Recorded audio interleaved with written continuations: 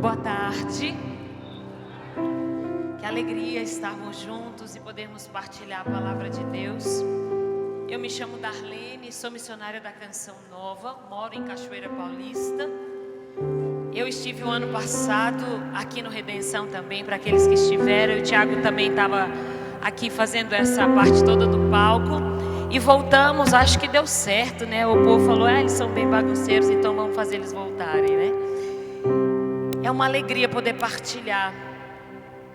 Mas ontem na missa, quando eu fui à missa, lá em Santo Amaro, porque o Tiago foi pregar no Dínamos, né? Dínamos. E aí, Tiago, nós fomos pregar e eu fui à missa pela segunda vez, porque Tiago não tinha ido à missa ainda, e eu falei, Jesus, nunca é demais, né? E a gente sempre precisa dele.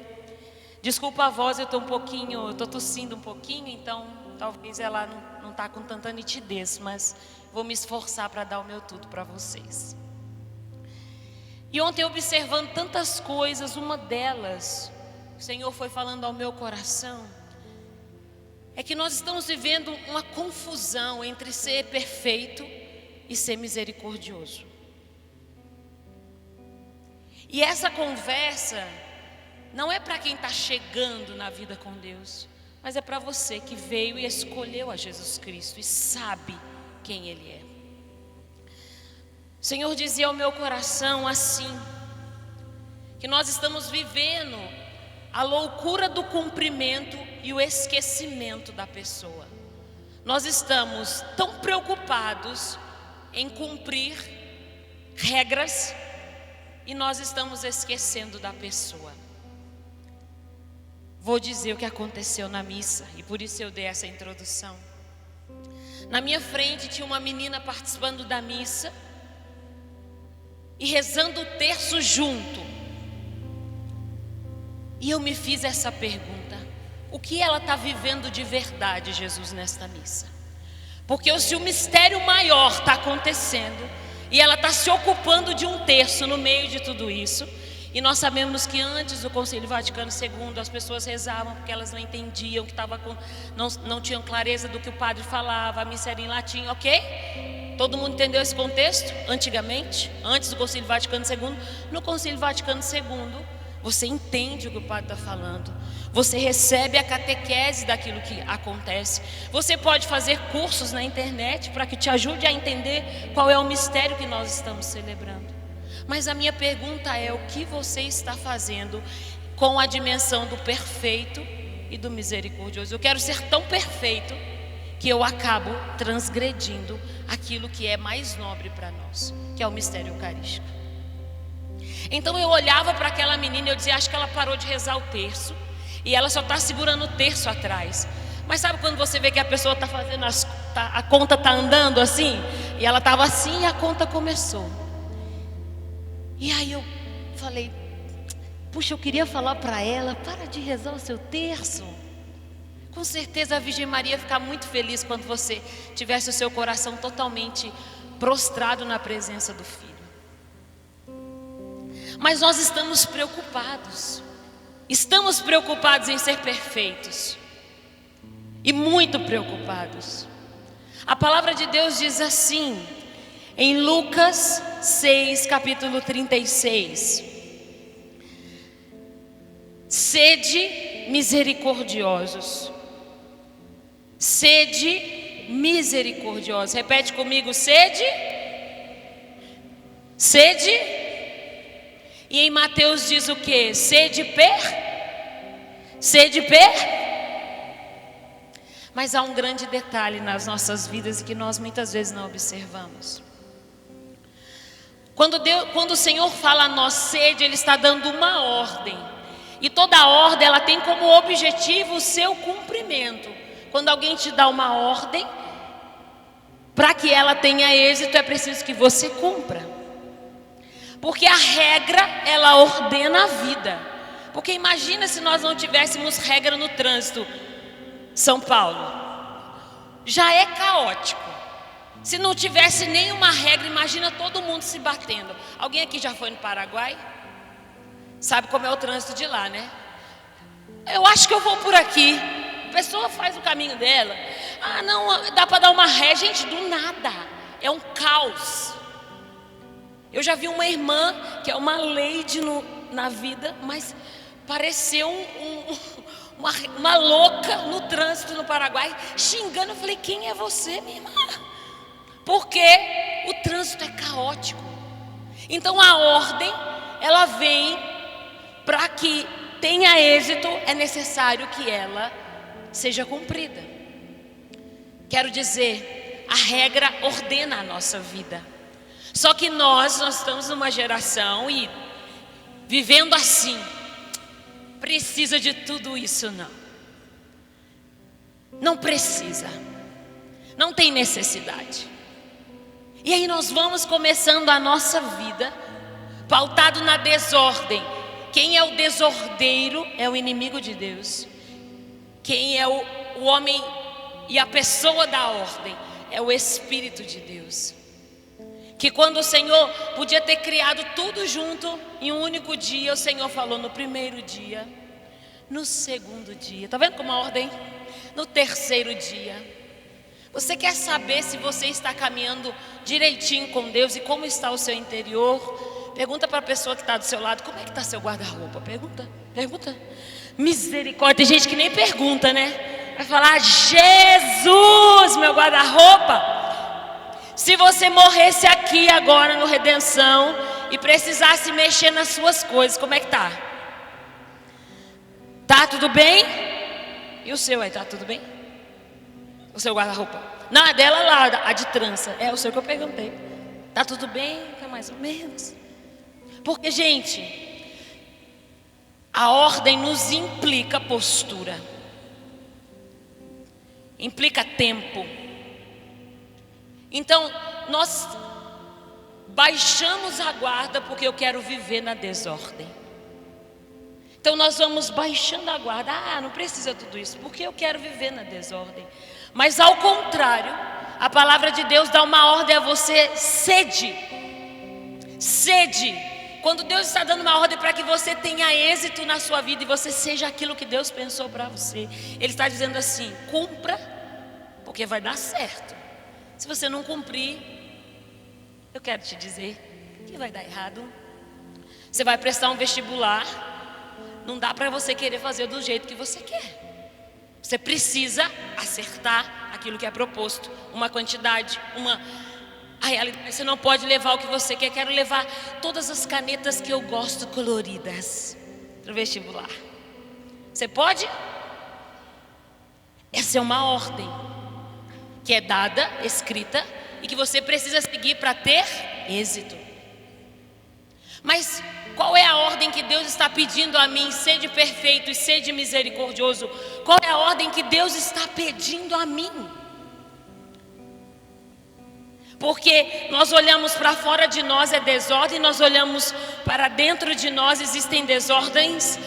Se nós olharmos o que está em alta aí, as Olimpíadas, tem desordem fora de nós, não tem acontecendo? Mas tem desordem dentro de nós também. E nós estamos muito preocupados com o que está acontecendo, mas nós esquecemos das desordens que estão dentro de nós. E o Senhor me disse que essa pregação ela não seria assim um leitinho não, que Ele ia bater forte porque vocês estão merecendo. Aí falar, nem sei por que vim. Bem-vindo, Deus gosta de dar sabe quando o pai dá aquele tapinha no neném assim, dá um pulinho para frente, é assim. Porque para deixar ordenado vai sempre ser assim. Eu crio um ambiente organizado, mas eu esqueço da minha postura. Eu esqueço quem eu preciso ser. Ou nós muitas vezes julgamos a pessoa que é muito ordenada. Nossa, não sei para que tudo isso. Nossa, não sei por que a gente pega. A pessoa tem lá no sul chama penal, né, Tiago? Aquela estojo no sul, Tiago é do sul, chama penal. A pessoa tem lá uma caneta de uma cor, de duas cores, não sei o quê. Aí você fala, nossa, que frescura. frescura, velho. Porque você não tem nenhuma caneta. E quando precisa, não acha. Entendeu? Duas coisas que jovem não tem: dinheiro e caneta. Pode pedir, você acha, não acha. E aí o que acontece? Só que quem é ordenado provoca você. Se o seu irmão na sua casa ele é um pouco mais ordenado que você, se a sua mãe pede para você ordem, para você não deixar tal coisa, você fala: nossa, que frescura, velho. Mas por quê? Quando a ordem vem, ela exige de você postura, maturidade, cresce. Não dá para viver de qualquer jeito. E aí nós temos medo da ordem que vem, porque a gente faz o quê? Nossa, minha mãe não está aqui mesmo, eu vou relaxar. E aí nós sabemos se a pessoa que vive esse processo da ordem entendeu a maturidade na vida dela, quando não tem ninguém vendo e você não deixa as coisas como você deixaria quando a pessoa está perto. Você quer saber quem você é diante de Deus? Quando não tiver ninguém, você olhe para você e você consegue fazer as mesmas coisas que você faria com o coordenador do seu grupo grudado em você, e você faria sem ele do seu lado. Quer saber? É assim. Nós estamos muito preocupados com as luzes e com os palcos, mas a vida com Deus, ela é julgada nos bastidores. Quem você é no escondimento. E quando é que a ordem de Deus pega em você? Porque ela precisa pegar em você para quando você está vivendo longe de qualquer pessoa que possa dizer: nossa, espetacular. Mas quando você está sozinho, Deus possa dizer a você: você sim é espetacular. Porque não é palco, não é pessoas, não é nada disso. É entre eu e o Senhor. E quando a gente vai entendendo essa conta, a ordem de Deus, quando nós vamos entendendo isso, nós vamos percebendo que a cada situação e a cada momento o Senhor pede de nós sede. E você já, opa, estou aqui. Você, Darlene, mas eu não sei se eu vou ser perfeito. Eu não sei se eu vou conseguir ser perfeito, aquilo que Deus pediu. Ah, meus irmãos, nós interpretamos a Sagrada Escritura errado. Nós estamos numa dimensão de perfeição e nós vamos seguindo influencers e tantas pessoas na internet que pregam uma perfeição que você fala: nunca vou conseguir. E tem gente desesperada, escrupulosa, religiosamente. Tem gente escrupulosa, quer dizer, olhando para a situação, olha para si, não consegue viver e começa a ficar neurótico. Cristo não veio para deixar ninguém neurótico. Ele veio para colocar ordem em nós. E aí, deixa eu dizer para você, quando essa circunstância nos assola e quando o Senhor pede de nós que a gente seja perfeito, para que a gente entenda o que a Sagrada Escritura está dizendo, o contexto desta palavra está dentro de uma realidade com o nosso irmão, não está dentro de uma realidade pessoal. Pode olhar na Sagrada Escritura aí, no sede perfeitos, Mateus 5:48, se você voltar um pouquinho, Mateus 5:48, se você voltar um pouquinho. Ai, Darlene, está dentro de que contexto? Está dentro do sede perfeitos que Deus está pedindo. Ele está pedindo para você no sede perfeito, sabe como? Para amar os inimigos. Deus não está falando para você que você tem que cumprir 300 mil terços, você tem que estar na missa rezando texto, você tem que... Porque aquele influencer falou que tem que ser assim. Meu irmão, calma. A perfeição que Deus nos pede é a perfeição no amor, porque automaticamente vai ser uma mão de via dupla. Eu dou amor, eu estendo o amor, e automaticamente aquele amor me transforma. Automaticamente aquele amor muda o meu coração. Agora, se você construir uma religião que você não pode alcançar, seria em vão a santidade para nós, porque o Senhor disse que é possível ser santo.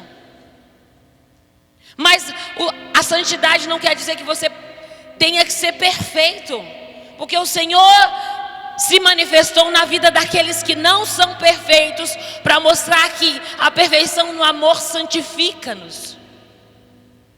E nós corremos um enorme risco dessa doença que vai tomando o nosso interior, e nós vamos dizendo: meu Deus, eu não consigo. E aí eu estou lendo um livro que chama A Terapia da Pessoa Humana. E no livro diz assim, que nós do Ocidente temos uma ideia errada de ser perfeito. Temos uma ideia quase que a pessoa não pode fazer nada de errado, porque automaticamente vai para o outdoor e todo mundo o acusa, e todo mundo se manifesta e fala: fulano caiu e não sei o que, e não sei o que lá. E no Oriente não se pensa assim. A igreja no Oriente não tem essa mesma concepção do que nós no Ocidente.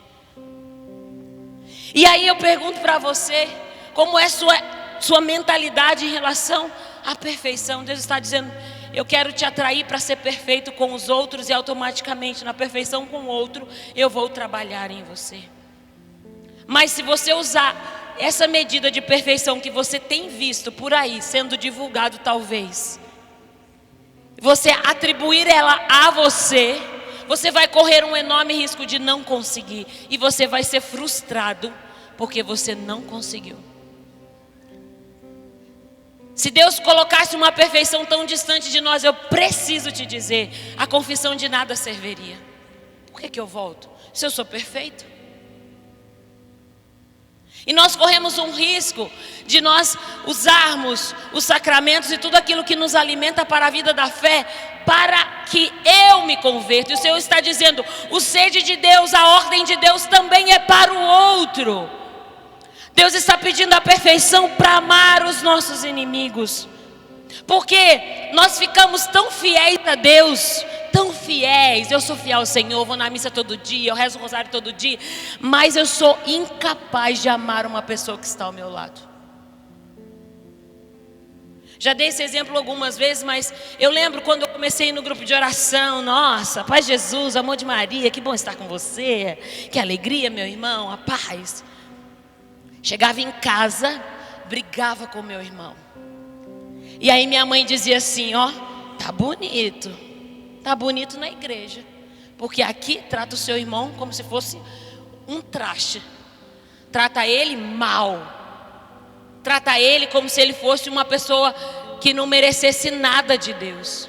De que adianta a perfeição que nós estamos tendo de rezar o terço no meio da missa, para que eu reze mais, se quando eu chego em casa a minha vida é balela?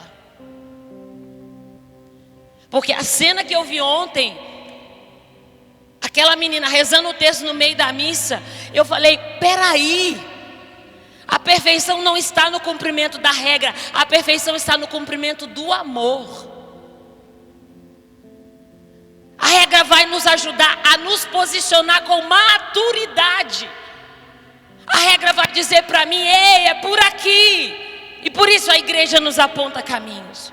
Mas a regra, ela não está dizendo para que ela seja opressora, a tal ponto que eu olho para a perfeição e a descubra muito longe de mim. Não, meu irmão.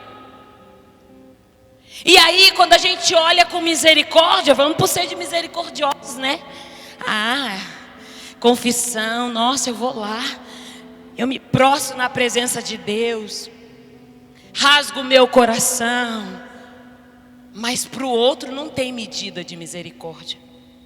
A ordem de Deus, a perfeição no amor, passa pela perfeição, passa pela misericórdia, mas passa pelo meu irmão. O Senhor não pediu ser de misericordiosos com você. Ele diz na palavra de Deus que quando eu for misericordioso, Ele fará uma obra em mim. Ele não está dizendo que a misericórdia é só para mim. Eu vivo de misericórdia. Lindo.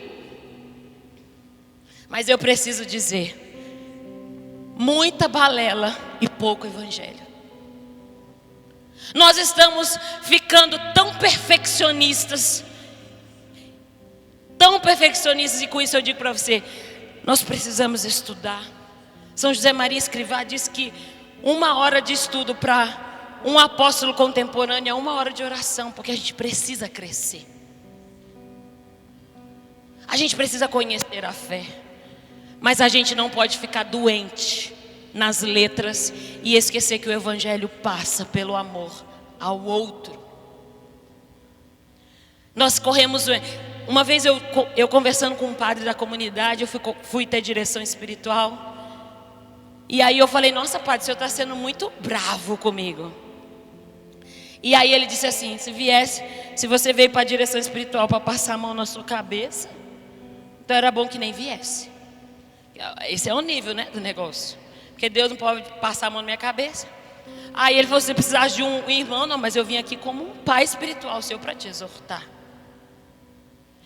Então, a misericórdia de Deus, quando se estende, o texto bíblico, tanto para o ser de perfeitos, como para o ser de misericordiosos, está falando de amor ao outro. Na Sagrada Escritura nós corremos o risco de pegar um versículo bíblico e falar, esse versículo é meu, olha o contexto que ele está. Eu quero ser perfeito, mas olha o contexto que ele está. Olha o caminho que ele pede a mim. Se eu não consigo amar o meu irmão, como minha mãe dizia, nossa, está parecendo um cavalo aqui em casa. Está bonito no grupo jovem. Está bonito, Darlene. Está bonito, começou a pregar, olha que legal. Belezinha você. Mas com a pessoa que está do seu lado, namorado, mãe, pai, trata como um cavalo. Meu irmão, essa perfeição ela não chega. Porque a perfeição do reino de Deus e a perfeição que Deus espera de nós é a perfeição no amor. Enquanto eu vou sendo perfeito no amor, Deus vai me aperfeiçoando também. Porque Ele é amor e automaticamente Ele vai transformando isso em mim. Ah, que Deus bendito, que não me faz pensar só em mim, que não faz uma religião em que eu fique centrada em mim mesmo ao tempo todo aqui, eu comigo, ai que delicinha, Jesus para mim, ai adoração, ai que gostoso, tudo aqui ó. Não há nenhum santo, não há na igreja, quem não foi quando foram ver a sua vida, e se não tem amor ao próximo, meu irmão, com certeza não se tornará santo, porque o evangelho da perfeição e da misericórdia é um caminho de saída, não é um caminho só para mim. Porque eu disponho do amor, o amor maior me mostra quem eu sou e como se revela. Quando nós vamos fazer terapia com a psicóloga, eu faço terapia, eu nunca vi uma terapeuta dizer assim, eu estou trabalhando com você porque você foi muito misericordiosa. Mas eu vejo uma terapeuta trabalhar, alguém exigiu de você perfeição e você não conseguiu atingir aquilo que seus pais esperavam de você. Isso eu ouço. Mas eu nunca ouvi falar disso, dessa parte. Ah, porque um dia o seu coração amou muito, então nós vamos ter que tratar isso em você, querida. Porque você amou, porque você se dispôs, porque você colocou o seu coração. Não, mas quando alguém olhou para mim, para a gente ver como a ideia de perfeição nossa é equivocada. Porque a nossa ideia de perfeição é porque eu preciso responder ao outro. Não, você precisa amar o outro. Não é essa ideia de que a perfeição, eu sou perfeita e todo o resto que se exploda. Não. Na terapia você não ouve isso. Há uma exigência de que o tempo todo minha mãe pediu para que eu fosse assim, que eu fosse a melhor aluna, que eu fosse o melhor aluno, que eu fosse a melhor pessoa. E tem. E aí, para a gente encontrar a nossa verdade, para a gente encontrar aquilo que nós somos, nós precisamos aí quebrando, até se enxergar e falar, Deus, eu não preciso ser perfeita desse jeito. Tem gente ditando para você uma medida que Deus nem pediu de você. Nossa, você precisa ser igual ao fulano. Não! Você precisa ser santa do jeito que você é. Você precisa viver a perfeição no amor do jeito que você é. E é claro, aí Deus vai cortando as nossas arestas. Porque a gente é espaçoso demais, né? A gente acha que o evangelho é do nosso jeito. E aí é automático que Deus faça assim. E é claro Quando tudo fala muito comigo, né? Teve essa situação da missa, teve outra também.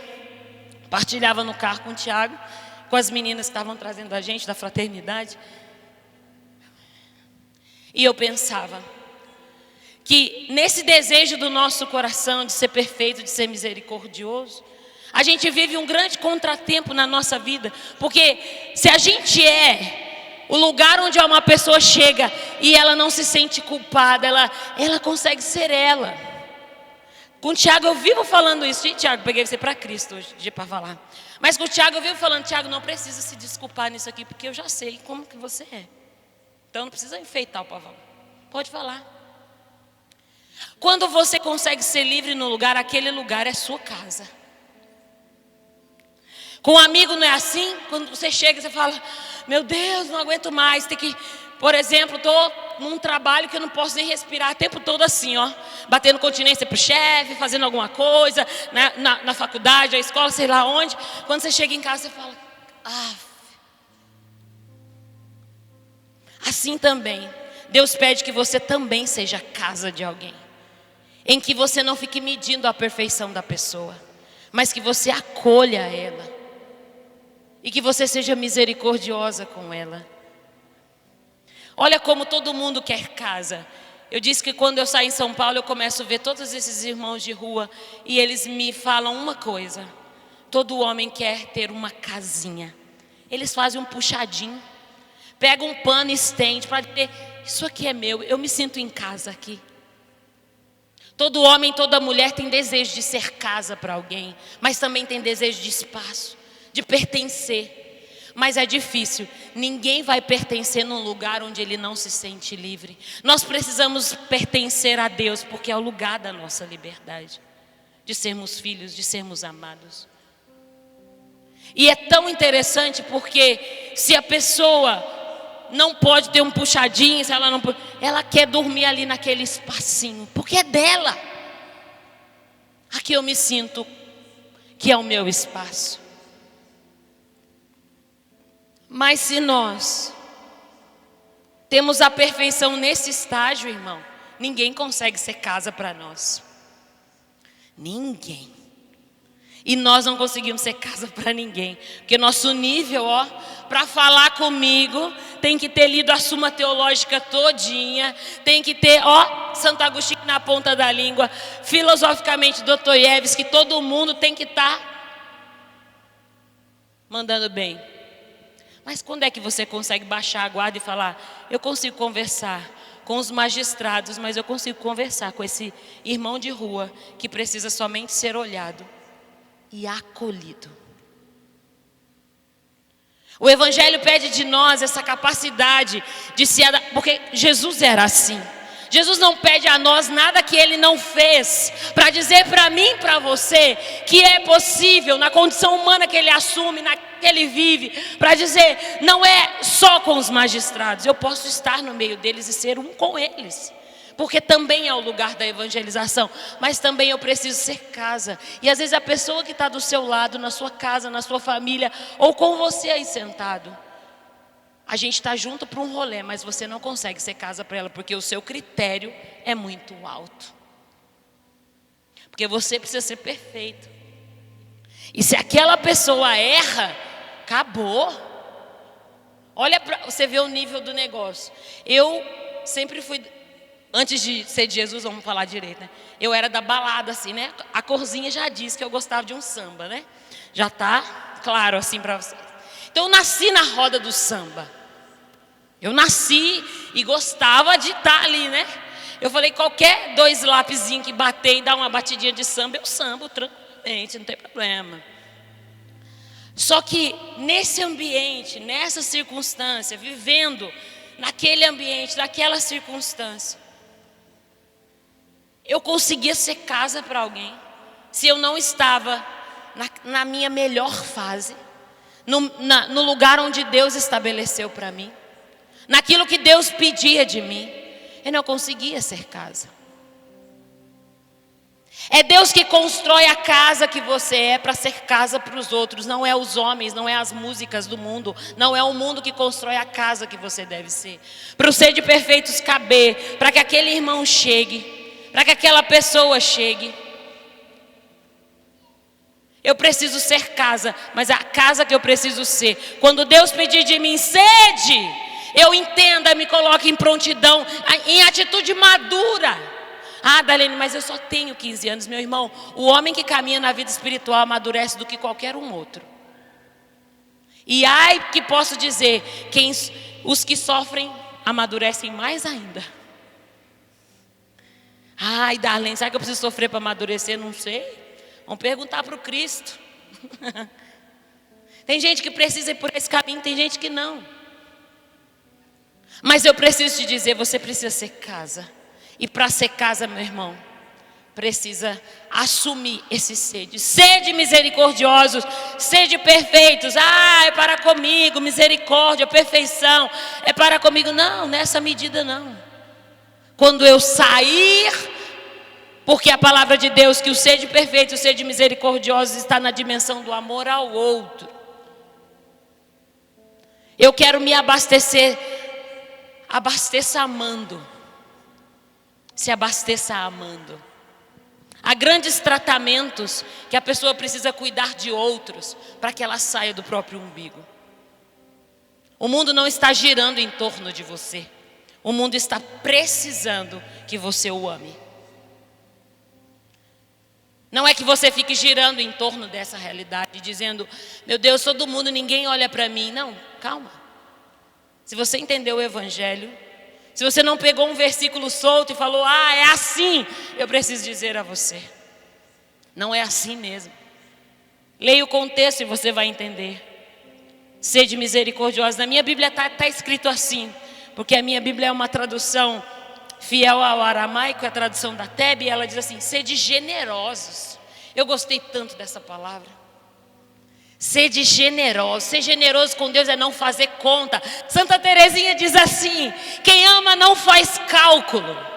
Quem ama não fica. Quantas vezes, já viu uma mãe contar quantas vezes ela lava a louça em casa? Porque quando se ama não se faz cálculo. Mas a gente vai para Deus assim e vai calculando a vida do outro. Eu percebi que foi 2 vezes, foi 3. Fulano já caiu várias vezes. É como se você estivesse contando a vida do outro. E esqueceu o seu papel no contexto da perfeição de Deus. Esqueceu quem você é. Esqueceu o que Deus está pedindo a você. Meus irmãos, eu quero dizer para você, a Conferência Redenção, ela é que o meu apostolado não seja em vão, tá? Mas ele não pode ser em vão. Não pode ser. Porque o Senhor está trabalhando em mim. O seu apostolado não será em vão quando você entender que a ótica do reino também é para fora. Porque nós estamos querendo palcos, queremos muita luz, mas nós esquecemos que o apostolado que não é em vão é o apostolado dos bastidores. Quem é que constrói? O homem e a mulher de Deus, é os bastidores. E eu volto a dizer para você o que eu disse lá no começo, para a gente já ir ficando de pé. Eu volto a dizer a você que essa realidade dos bastidores, da vida escondida, quem você é quando o seu coordenador está com você e quem você é quando você está só. Se a sua opção do sede, dessa ordem de Deus, que você seja aquilo que Deus quer, ela acontece no escondimento e ela acontece no brilho de um palco. Ah, meus irmãos, Deus nos pede isso, o palco pede. Deus nos pede que a gente fale dele, pede. Mas eu preciso dizer, quando é eu com ele aqui, ó, lá no sacrário ali, ó, que eu estava rezando, ó. Ah, meu irmão, não tem brilho, ele sabe que eu não brilho tanto assim. E eu preciso da verdade diante dele. Nós seremos homens e mulheres dos bastidores, se nós quisermos fazer valer o nosso apostolado. Se não houver bastidores, não haverá eficácia no nosso apostolado. Se não houver um bastidor de prontidão, de se colocar no pedido de Deus, de se colocar de pé, eu quero dizer para você, de nada valeu. Raniero Cantalamessa diz assim: se nós não nascemos para ser aquilo que Deus pensou de nós, nós seremos fracassados. Darlene, o que Deus pensou para mim, que eu fosse perfeito no amor.